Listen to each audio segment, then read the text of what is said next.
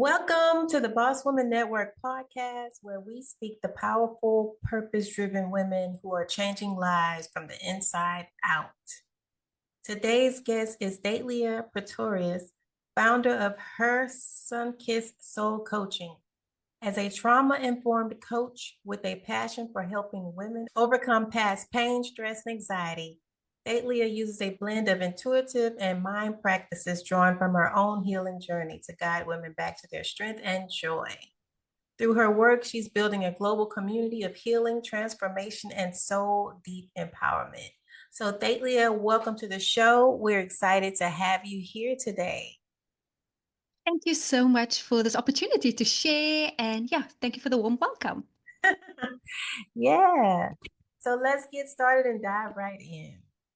So you describe your work as a deeply personal and intuitive journey. Can you take us back to what led you to become a trauma-informed coach? Definitely. So, as many, sometimes our passions and our purpose all tends back to something that we had to solve or deal with in our own journeys. And that's really resonant to how I became a trauma-informed coach. Growing up here in South Africa, being a woman of color here in South Africa, we call it colored, and just with the tumultuous upbringing and generational trauma and just the times that I was growing up in, a big thing in our family and in our culture is we don't talk about certain things. There's this old saying that every woman just has to be strong. You be strong. And so you just have to, everything is fine, everything is okay. And I grew up with a very strong grandmother, very strong mother. And that kind of just trickled down. Like we don't talk about whatever you're going through, you just grin and bear it and you move through it. And so that was like the upbringing, and through just navigating all of that, I also felt, as the first granddaughter, I felt a lot of pressure to show up and to be different and to be like better. And I was one of the first in my family to go to university, follow that beautiful path that my mother and my grandparents and all of them had worked so hard to pave out, that their kids and their kids' could have a better life. I'm so grateful for the struggles that they went through for the life that I have today. But through going through all of that and then really struggling to fit in, struggling to understand what was happening within, like I said, nobody spoke about anything and everything was shiny and bright on the outside, but inside things were crumbling. And graduating university, going into the corporate space, I studied marketing and just thinking that was the trajectory and how society morphs you in life. I just felt so disconnected from who I was, what I was doing. I was doing everything to please everyone and to hold this face of this is what I need to do. I have to be this pioneer. My fellow ancestors and past and all of these things, they went through such a huge struggle that like I have to break through. And then I was diagnosed in my first year of working. I felt really ill. I struggled with anxiety. Again, obviously at that time, didn't know the vocabulary or anything around it. Got diagnosed with anxiety, got put on antidepressants and all of these things. And I think what I realized in those moments of just struggling so much was I knew that this wasn't who I was, and I knew I was a product of my environment. And I'm so grateful for the intelligence I had at that time where I was like, okay, maybe if I take myself out of this environment, let me see how I feel. Because I just didn't want to have another label put on me or all of these things. Yeah. And growing up, I grew up really anxious, also not knowing the vocabulary or understanding what it was. So I often struggled with stomach aches and headaches and migraines and all of those things. Now, with the understanding and the deep knowledge I have around it, it was all just signs from the body telling you to slow down, telling you to, there was something else that was not being spoken about. I didn't know how to communicate. I didn't know how to process my emotions. And through my journey of all of that, I decided that maybe the corporate structure lifestyle wasn't for me. It went against everything that my parents probably thought I would end up doing. And I left the country and I went to China, of all places, the Wow. most random place. I went to China and I ended up teaching there. And looking back now, that's been almost 10 years ago when I left, it was the biggest, bravest, boldest, scariest choice I ever made. But it was one of those choices, those defining choices where I was like, I need to pave out who I am, figure out who I am, figure out who I get to be in this life. And through the resilience and the character building and the challenges and all of that, I ended up living abroad for quite a long time, for almost about 6 years. And Mm. through that journey of exploring the world, I realized that there was a different way of doing life. I realized that there are other options to explore. I don't have to be in this box, in this cookie cutter mold. And I often say my journey of exploration outside of my country and hometown, my journey was so much of exploring the world, but it was also a beautiful journey that brought me back to actually finding me and Mm. going into that deeper, excavating those deeper issues underneath. And I could only figure that all out when I was outside of this box. And Mm. so that, in a nutshell, really just encompasses the journey I went on. And then through that journey of self-discovery, I decided I needed to do the harder work. And I got support, I got the help. And through that, I realized, wow, more people need access to this, and more people need to know that they're not broken. There's nothing wrong with Right. them. They just weren't taught how Yeah. to deal with certain things. And there's a way out. We don't have to live in the shadows of our pain or our struggle and live in it silently. Yeah, that's a beautiful story. I love it that you traveled and found your self-discovery stepping out Mm, of where you grew up to pretty much find yourself there. And I know a lot of people go through that, even me, just mm, dealing with life and trying to find yourself in itself. Or if I don't know if you are a mom yet, but even being a mom, it changes you and it's like you having to find yourself again because after you find yourself and then you have a whole different perspective on life once you have kids or a mm, husband. So then you're going through that whole process again of trying to learn who you're supposed to be in this stage of life. So it's mm. always different stages and you don't know what's going on with you. Even postpartum depression or women going Yes. through perimenopause, it's all different changes and trauma that we deal with and don't know how to handle it or don't Mm-hmm. really understand what's going on with us. We think something is wrong with us, but it's really not. It's just learning how to handle those changes in your life. So I commend you for finding yourself and then creating a business that helps other people find their journey as well. Mm-hmm. So you say your coaching style blends with trauma-informed tools and mindful intuitive practices. What does that look like in your sessions? Thank you. Yeah, that's like I said, it's all about equipping. I'm always about equipping people with the tools that they can activate in real time, right? So we don't know how to respond when we're getting triggered or we're feeling anxious or we're just overwhelmed by everyday life. Like you said, we're all constantly evolving. There's Right. different seasons, different things happening. Our bodies are responding to different things all the time. And sometimes that can be really overwhelming. So I use different techniques, like you explained. I really look through it through the lens of trauma and understanding. Firstly, understanding and giving people a definition of what trauma is, right? A lot of times we think that trauma has to be this big, grandiose thing that happened, like it has to be a huge accident or some abuse of sorts. That's how, like, view trauma, but trauma is also the small things. It's that moment when maybe you were waiting outside and your mom or dad said they were going to come pick you up and they never came, or they came really late. And so every time somebody is late, it triggers something within you like, oh, I'm going to be abandoned. Nobody cares. Nobody loves me. So trauma isn't necessarily the incident that happened. Traumatization is then what lives within your body. So your body responds to a situation that happens, right? So you get into the accident, you do the thing, something happens. When you leave that experience, the trauma happened, the traumatization lives within you.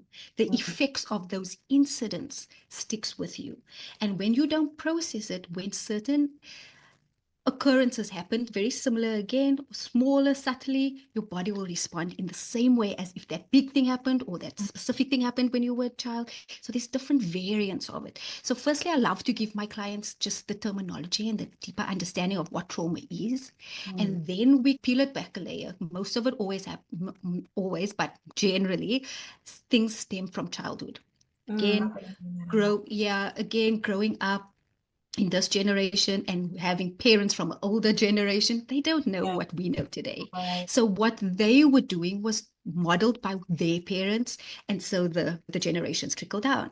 And Right. so a lot of the time we can hold and harbor so much resentment, so much anger to our current caregivers at the time, whatever the situations were, because they didn't know what they were doing, maybe traumatized you or made you feel a certain way, or again, they didn't know what they don't know.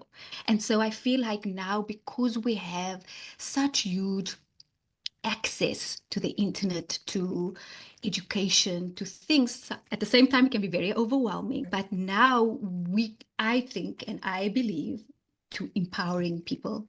So giving them the empowered knowledge to help them make better choices versus staying stuck in resentment, blame, and shame or guilt for not being where they desire to be, or not knowing certain things, or blaming the circumstances they're in. So a lot of the work I'm doing is really about empowering the individuals to take back their power, their control, and very importantly, take back their responsibility. Stop blaming everything.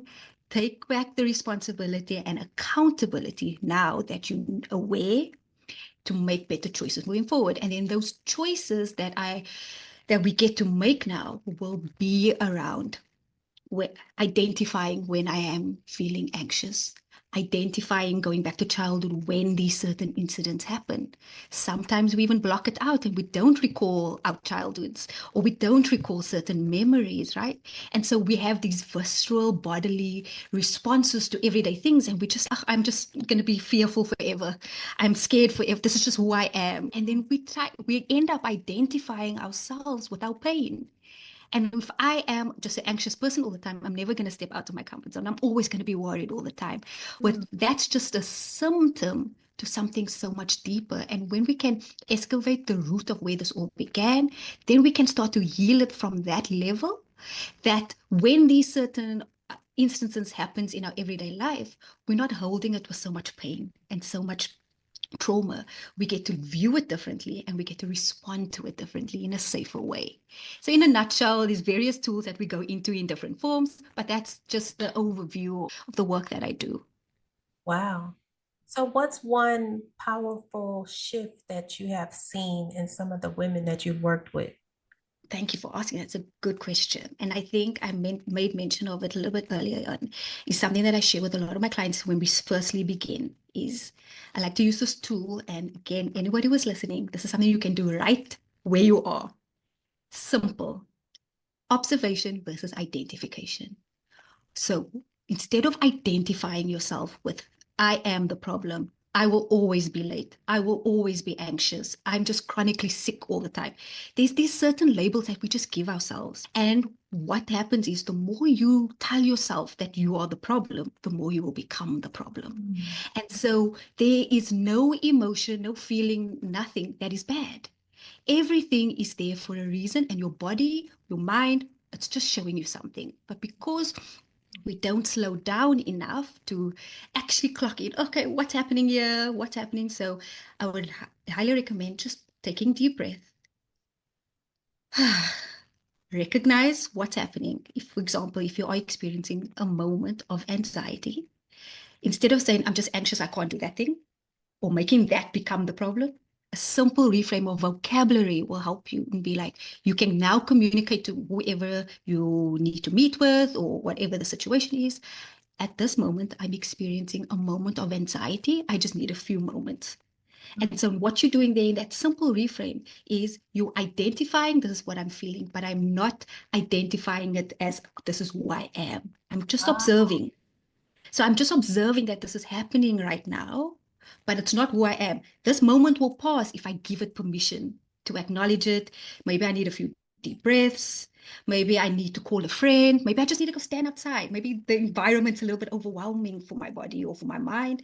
Just a sip of water, something to take you out of the environment. Then take a few deep breaths, and then you go back, right? So you can do this with any emotion, whether you're feeling sad, angry, whatever emotions are coming up. I am not sad. I'm experiencing a moment of sadness. It's so easy. I am the angry woman. So that means you're just always angry. And no, this instance right now, or the circumstances, triggered some anger with me. I want to be okay with my anger right now. It's not who I am, but this is how I'm feeling in this moment. Right. And yeah, our words are so powerful, so powerful. Yeah, so you're speaking it on yourself. Like you're not an angry person, but if you speak in that, then you'll be angry all the time. But if you understand that you're just angry in the moment, then you can get past it. It's not who you are. It's just a moment that you're dealing with right Mm-hmm. now. And so you teach people how to handle those moments and understand it's just a moment. You teach them how to reframe their thinking in those Mm-hmm. moments to focus on something else, think about something positive. Or is that your approach to it? Yes, definitely. And I also love to incorporate that. So much of what we see on a daily basis and what we experience is the highlight reel of things, like call it the Instagram highlight reel, right? We're Wow. only good when we show the best, shiniest versions of ourselves, right? And so there's a lot of shame that can come up in that. So shame and guilt are two very powerful emotions that come up a lot. And oftentimes hide. We tend to hide when we're feeling shameful or embarrassed. We isolate because we don't want people to see us. We only want people to see us when we're good. And so I love to, that's why I said there's no bad emotion. It's just about how you handle it and how you're talking yourself through it. And so noticing these subtle things, these subtle protective mechanisms that come up so automatically. It's subconscious because it's just there to protect you. And the more we can get a deeper understanding onto what's happening, how our body is responding to it, what the mind is saying, what is true, what's not true. It sounds like a lot, but the more you do it, you get into the swing of things. Then, when you are in a heightened situation or traumatizing situation or triggering situation or around people that you know rub you up the wrong way, Right. you can then observe the situation and not fall victim and react to the situation. You will know now in those moments, I get to respond differently. This is my boundary. Again, it's the big thing that I teach my clients too, is I'm not going to have self-respect. I'm going to have boundaries. Some people are not going to like it when I say no, when I've been saying yes for years and allowing them all these things. But now I'm choosing to say no. And I like to also teach no is a full sentence. Period. That's true. There's no need to make excuses. There's no need to say no, but blah, blah, blah, blah. You can just say no and it's okay. That's good. You say Mm, you've been in this business for 4 years now, correct? What are some of correct. the biggest challenges or lessons that you've learned since you've been in it?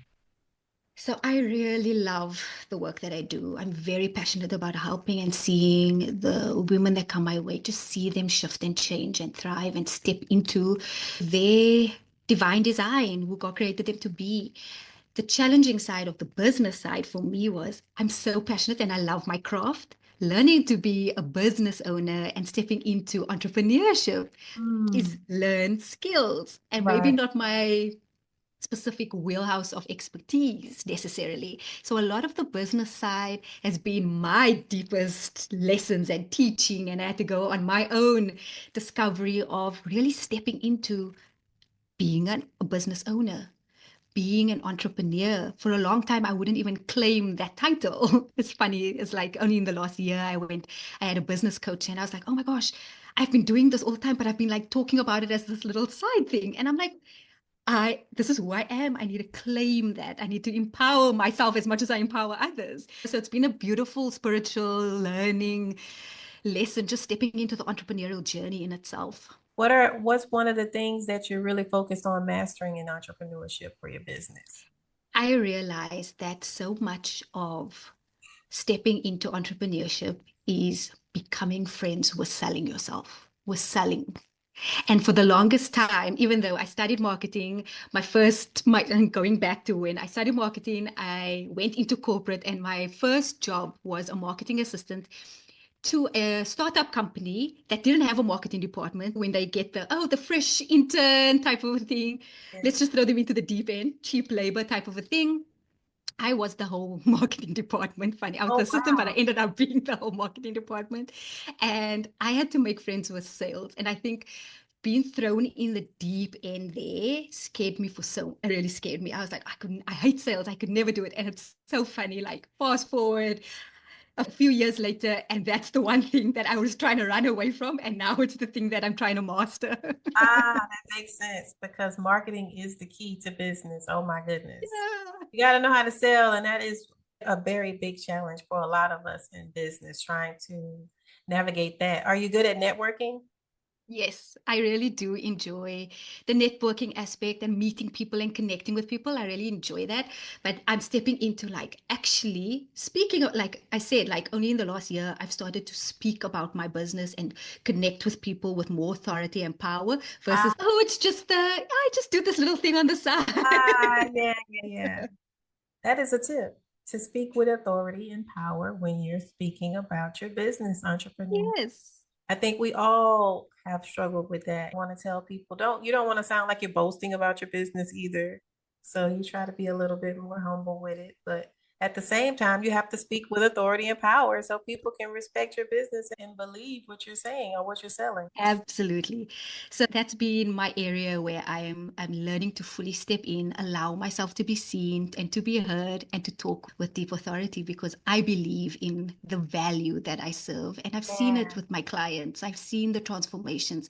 And not only have I seen it in my clients, I've seen it within my own life. I love to lead for example. Everything that I share, everything that I teach is it's lived experience. It's I've seen it within my own family structures. I've seen just by how when you hold yourself with integrity and with value, your environment around you shifts too.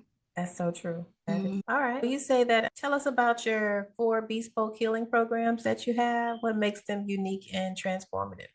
So, like I shared, it's really intuitive in the sense of it's a personalized experience where I created specific for my client. Generally, I know most of us end up struggling with the same things, maybe just week 5 becomes week 2, week 3 becomes week 4. And that's what the beauty of the intuitive led comes in and it being bespoke. So it's tailor made to your unique experiences.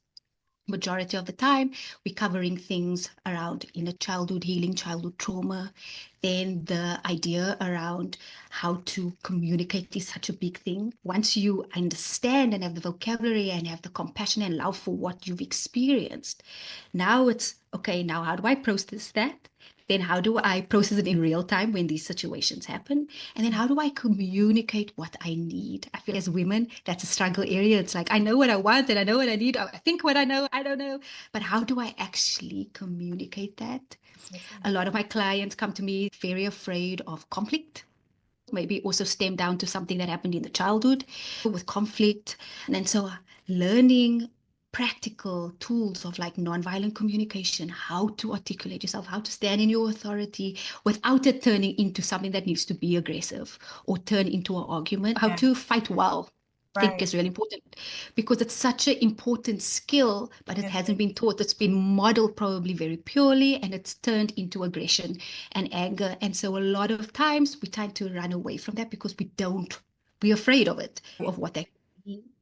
And so that's a big one. And then really the emotional regulation tools around that. Like, how do I hold space for myself? Like we explained, when I'm feeling all of these emotions, when it's so overwhelming, how do I hold space for that? How do I process that? How do I communicate that? And then there's little tools that I teach for every different stage of different emotions, different experiences, and a lot of relationships. And the beautiful thing around the whole idea of this is it's about forming a holistic relationship with yourself. It's about falling in love with you again, holding yourself, valuing yourself, understanding who you are, and then carving out a beautiful vision of who you get to be, who you Mm, get to show up in, and activating our joy again. I feel like this is such heavy work that sometimes we lose sight of, but this gets to be joyful too. We got to find joy in the journey. It's not about the destination that is so true. because life is going to be challenging no matter what. We can't escape the challenges, but we can show up differently to them.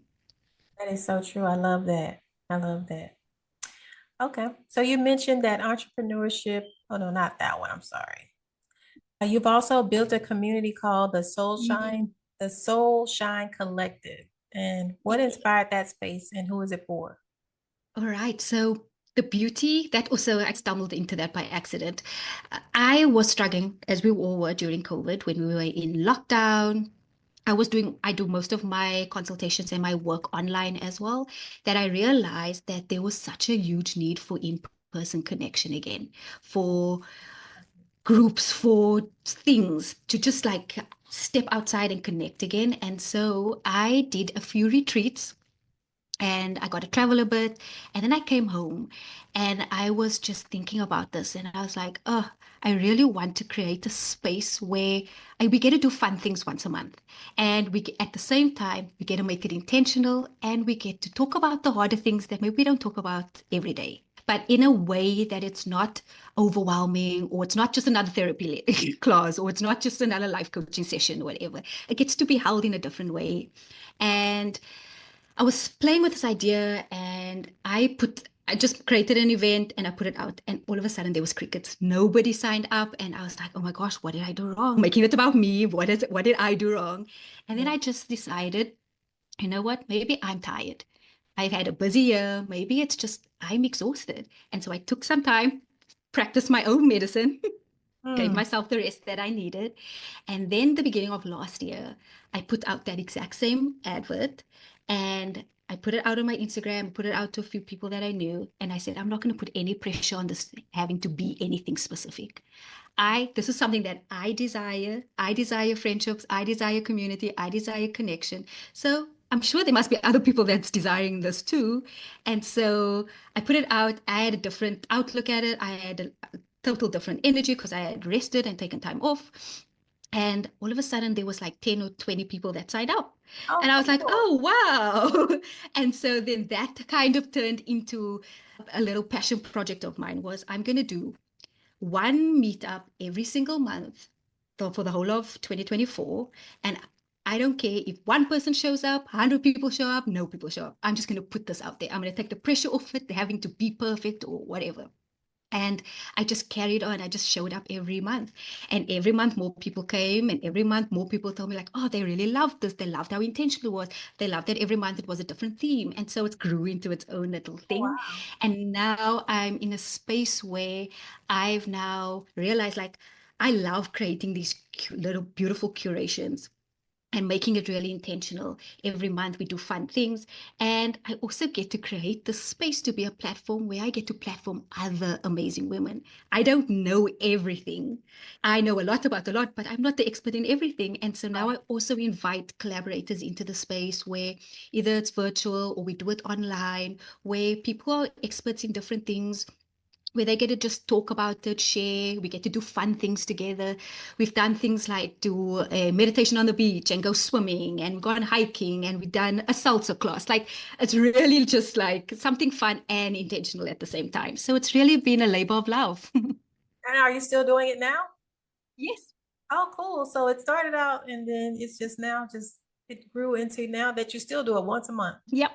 How cool is that? And now you're meeting in person. It's no longer online, or is it both? Yeah, it's both now. So because I know so many amazing people like yourself that live all around the world, that I've also connected with my network that's abroad. So sometimes we do online collaborations and sometimes in person as well. Yeah. So is it free for people to join your online group? Yes. How So do it's free to join. The easiest way to connect to the group is to follow me on Instagram. So at Her Sunkissed Soul, all the information is there in my link in my bio. And so I have a little WhatsApp group where I share all the details. I like to keep it nice and intimate and safe. It's very important that it's a safe community space. And then I share all the information when the events goes live. Some of the events, depending on what they are, might have a little fee towards them, but majority it's at a really decent rate that everybody, it's accessible for many people. Oh, that's good. That's good. So before we get out of here, what is, sorry about that, what is one tip that you would give to women out there that are struggling mentally with themselves, pushing through, they're overwhelmed, they're stressing out, struggling to trying to figure themselves out? What advice would you give to them? I know it's definitely to go speak with somebody, but something that they can start on before they get to the point of wanting to go speak with someone. Yeah, there's so many beautiful, amazing resources online.